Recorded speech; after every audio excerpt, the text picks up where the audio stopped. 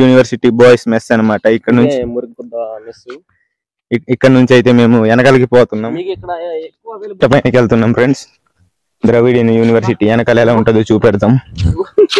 Boys hostel, BTech వాళ్ళు ఉండేది hostel.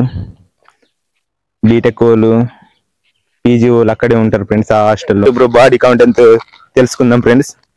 Chintu bro మీ నోటిలో చెప్పండి మీ బాడీ కౌంట్ ఎంతో. మనం చిన్న వెనకాల వచ్చినట్టయితే ఇలా ఉంటుంది ఫ్రెండ్స్.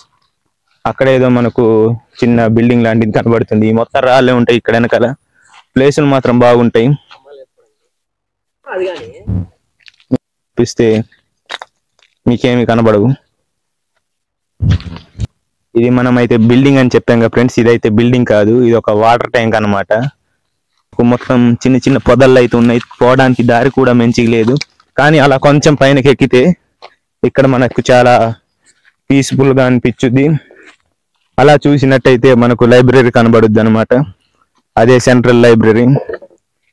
అటువైపు క్లాస్ రూమ్ కాంప్లెక్స్ వచ్చేస్తాయి అనమాట. ఇటువైపు చూసుకున్నట్టయితే ఇటు నుంచి ఎవరో మనిషి కొత్తగా వస్తున్నారు. అతను ఇటువైపు నుంచి వస్తున్నారో కూడా తెలియదు. అతని దగ్గరికి పోయి తెలుసుకుందాం అతను ఎక్కడి నుంచి వచ్చారు. ఇక్కడ చూసుకున్నట్టయితే మనకు ప్లేస్ మొత్తం చాలా పీస్ఫుల్ గా ఉంటది.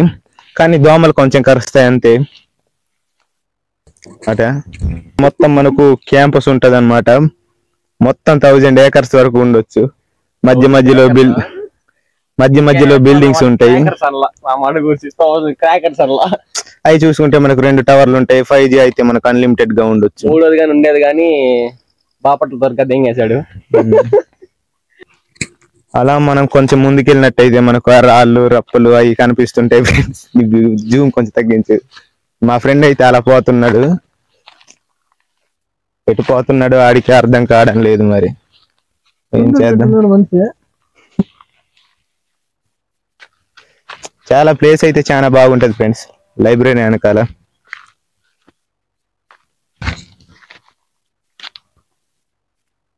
రాళ్ళు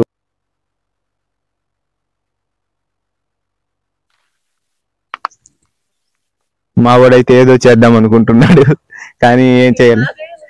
మావాడైతే రాయెత్తడానికి చూస్తున్నాడు ఫ్రెండ్స్. కానీ ఆడికి ఆ గ్లాసే లేపుతాడు ఫ్రెండ్స్ అంతే.